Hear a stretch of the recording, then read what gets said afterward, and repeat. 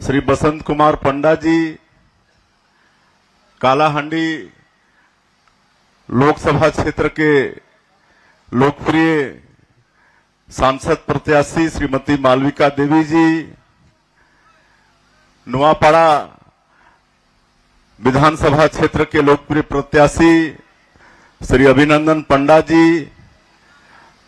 मंच में विराजमान श्री आर्क केसरी देव जी, श्री सुब्रत ठाकुर जी, श्री शिव प्रसाद मुंड जी, श्री अजीत किशोर चालान जी, श्री प्रसन्ना पाढ़ी जी, श्री जदुमणि पानीग्राही जी, श्री कमलेश दीक्षित जी, श्री तुलस पटेल जी, श्री सुशांत पाटी जी, श्री सुनीत अग्रवाल जी,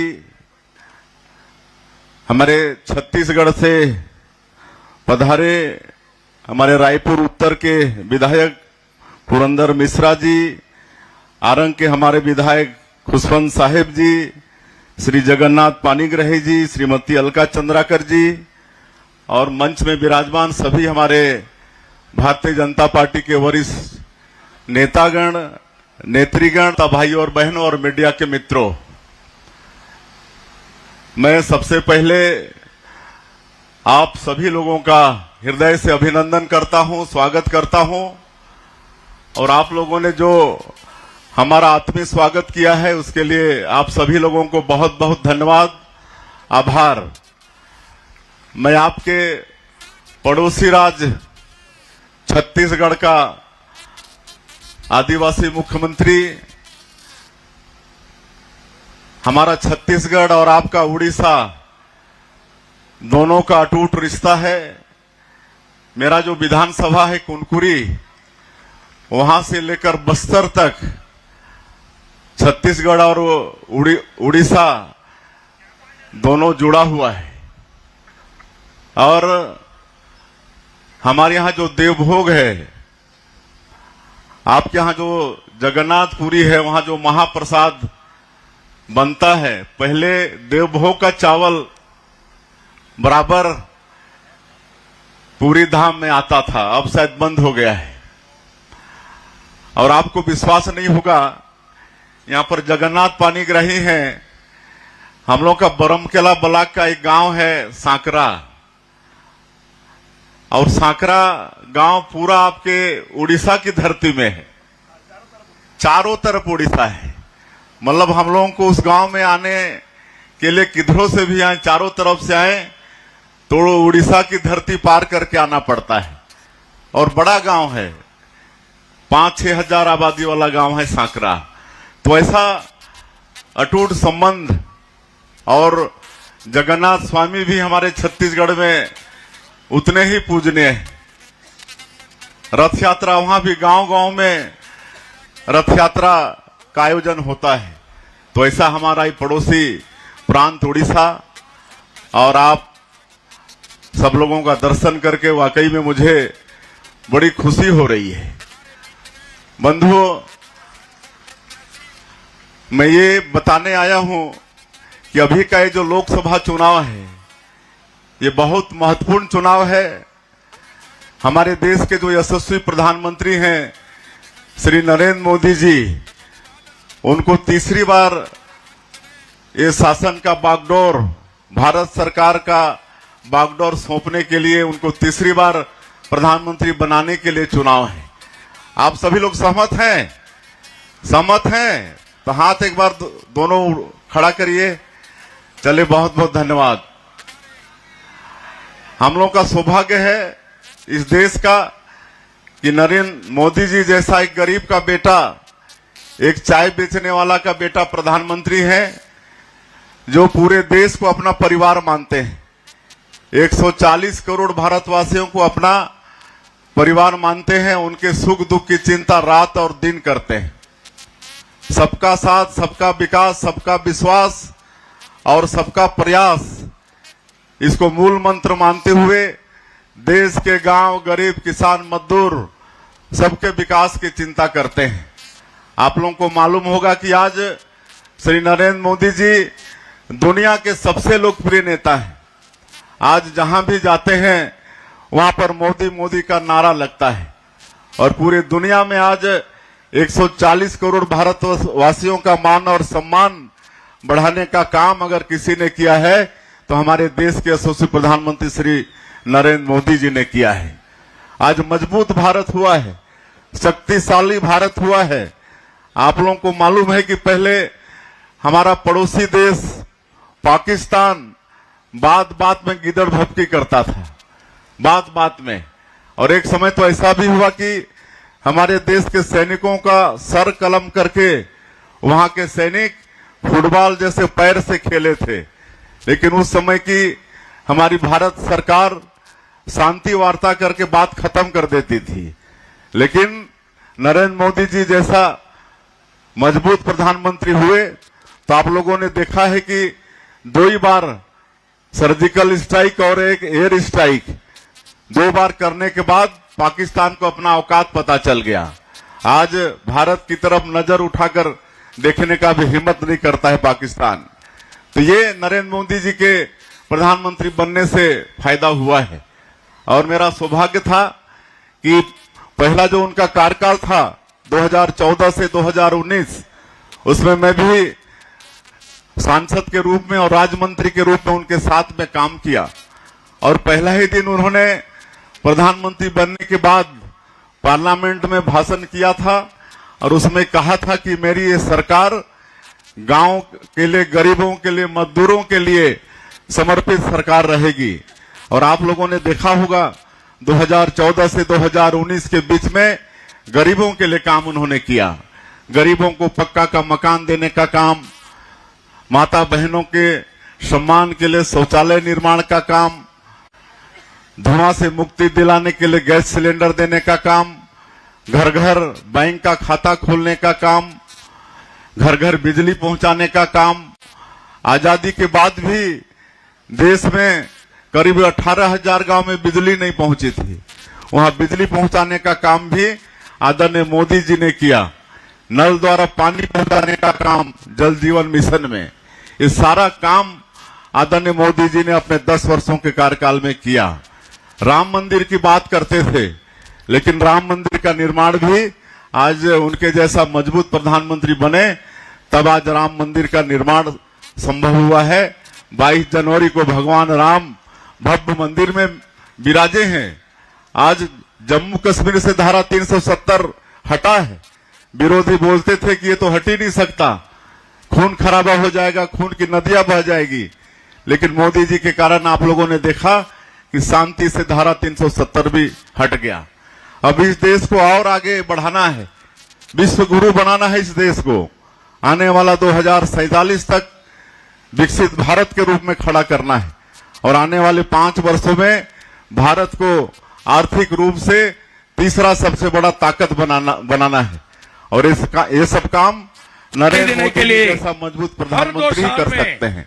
50,000 का केस लोकसभा का चुनाव बहुत महत्वपूर्ण है और आपके इस क्षेत्र से श्रीमती मालविका देवी जी प्रत्याशी 1,000 लोकप्रिय प्रत्याशी हैं।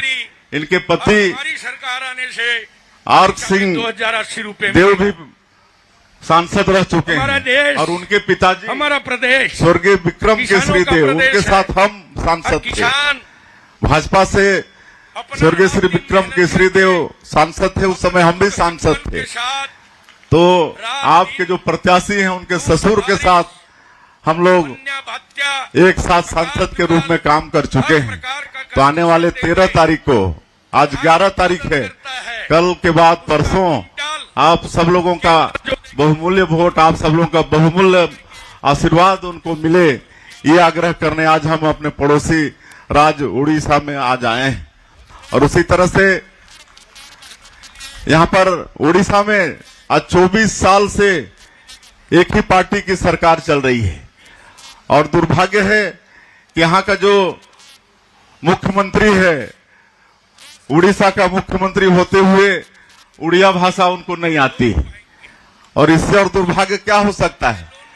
वो यहाँ के गांव गरीब किसान मजदूरों की भावना को कैसे समझेंगे जो उड़िया नहीं जानते हैं। और हम तो 2 दिन पहले आए थे, नौरंगपुर लोकसभा में आए थे, आपके कोरापुट में आए थे, तो वहां पर कार्यकर्ता बोलते थे कि सरकार तो ये नवीन बाबू नहीं चलाते हैं।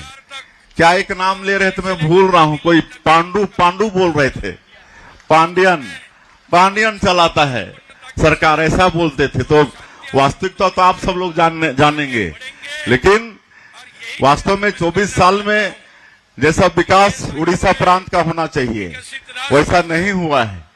यहाँ भरपूर मात्रा में खनिज संपदा है, वन संपदा है, यहाँ की धरती माटी भी उर्वरा शक्ति से भरपूर है, मेहनत किसान है, लेकिन जितना उन्नति होना चाहिए उड़ीसा का उतना हुआ नहीं। और आज केंद्र सरकार की जो योजना है वो सब भी यहाँ पर ठीक से लागू नहीं हुआ। मुझे बता रहे थे कि आयुष्मान भारत योजना में आदरणीय मोदी जी ने जो गरीबों के लिए 5 लाख रुपए की व्यवस्था की है, और इसके बाद हमारे गरीब भी आज प्राइवेट हॉस्पिटल में इलाज कराने की सोच सकते हैं, तो इसके पहले तो वो भी संभव नहीं था। आज बीजू स्वास्थ्य बीमा योजना के नाम से उसको चला रहे हैं, लेकिन कोई प्राइवेट हॉस्पिटल उसको मानता नहीं है, ऐसा मुझे पता चला है। तो ये सब दूर करना है। डबल इंजन की सरकार होती है तो विकास होता है। आज मैं डबल इंजन की सरकार में क्या फायदा होता है ये बताने आया हूँ। अभी छत्तीसगढ़ में मात्र 4 महीना हुए हैं भारतीय जनता पार्टी की सरकार को, और डबल इंजन की सरकार है तो 4 महीने में अभी 1 महीना तो आचार संहिता में बीता है, 3 महीना ही हम लोग को काम करने का अवसर मिला है, लेकिन ये 3 महीने में हम लोग बहुत बड़े बड़े काम किए हैं। 18 लाख प्रधानमंत्री आवास की स्वीकृति दिए हैं। वहां की सरकार गरीबों का हक छीनी, 5 साल 18 लाख गरीब लोगों को प्रधानमंत्री आवास से वंचित कर दिया था कांग्रेस की सरकार। हम लोग 13 दिसंबर को शपथ लिए और 14 दिसंबर को ही पहला कैबिनेट में 18 लाख प्रधानमंत्री आवास की स्वीकृति दे दी। 12 लाख से ज्यादा किसानों को 2 साल का बकाया बोनस 3716 करोड़ रुपया दे दिए। 21 क्विंटल प्रति एकड़ धान खरीदे, 3100 रुपया प्रति क्विंटल धान का कीमत दिए, जो आपके उड़ीसा के संकल्प पत्र में भी है कि आने वाले समय में यहाँ अगर उड़ीसा में सरकार बनती है तो यहाँ भी हमारे चासी लोगों को धान का कीमत 3100 रुपया प्रति क्विंटल मिलेगा। लेकिन छत्तीसगढ़ में हम लोग दे रहे हैं 24,72,000 से ज्यादा किसानों को 3100 रुपया क्विंटल में धान मतलब उनका खरीदे हैं। अभिनंदन पंडा जी के लिए आप सब लोगों से आग्रह करने आए थे, और मुझे पता चला है कि यहाँ पर हमारे आदिवासी भाई भी काफी हैं, और मैं उनसे विशेष आग्रह करना चाहूंगा कि भारतीय जनता पार्टी जितना आदिवासियों की चिंता करती है उतना न तो कांग्रेस पार्टी ने किया है न बीजेडी ने किया है। कांग्रेस पार्टी ने तो सिर्फ आदिवासियों का वोट बैंक के रूप में इस्तेमाल किया है, और यहाँ की बीजेडी सरकार भी आदिवासियों का ख्याल नहीं की है। लेकिन आप लोगों को हम बताना चाहेंगे कि जब अटल बिहारी वाजपेयी जी प्रधानमंत्री थे तो पहली बार आदिवासियों का समुचित विकास हो, इसलिए भारत सरकार में आदिम जाति कल्याण मंत्रालय का गठन किए। और आपके ही उड़ीसा के जो सांसद जुएल भाई 10 साल तक उसके मंत्री थे, और इतना बजट है कि हमारा जो छत्तीसगढ़ गवर्नमेंट का बजट है उसके बराबर आदिम जाति कल्याण मंत्रालय का बजट है, और देश के आदिवासियों का विकास ठीक से हो पा रहा है। आज जो देश का जो सर्वोच्च पद है महामहिम राष्ट्रपति का पद, उसमें कौन बैठी हैं? आज हमारे समाज की एक बहन और आपके उड़ीसा की बेटी श्रीमती द्रौपदी मुर्मू आज वो बैठी हैं। आज छत्तीसगढ़ जैसे राज्य में एक आदिवासी का बेटा को मुख्यमंत्री ये भारतीय जनता पार्टी और नरेंद्र मोदी ही कर सकते हैं। तो मैं ये भी बताना चाहता हूं कि भारतीय जनता पार्टी वास्तव में हमारे आदिवासी भाइयों का हितैषी पार्टी है, तो ये सब का मनन और चिंतन करना है। तो आज 11 तारीख हो गया, कल छोड़ के परसों आप सब लोगों को अपना बहुमूल्य वोट, लोकतंत्र में जो सबसे बड़ी ताकत आपका एक वोट का है, उसका इस्तेमाल करना है। तो आप सभी लोग तैयार हैं ना? 13 तारीख को अपना बहुमूल्य वोट 2 वोट देना पड़ेगा ना, एक विधायक के लिए, एक सांसद के लिए। तो आप सभी लोग तैयार हैं? तैयार हैं तो दोनों हमारे प्रत्याशी को दोनों हाथ उठा के आशीर्वाद दीजिए। चलिए, बहुत बहुत धन्यवाद। जय उड़ीसा, जय जगन्नाथ। नयापरा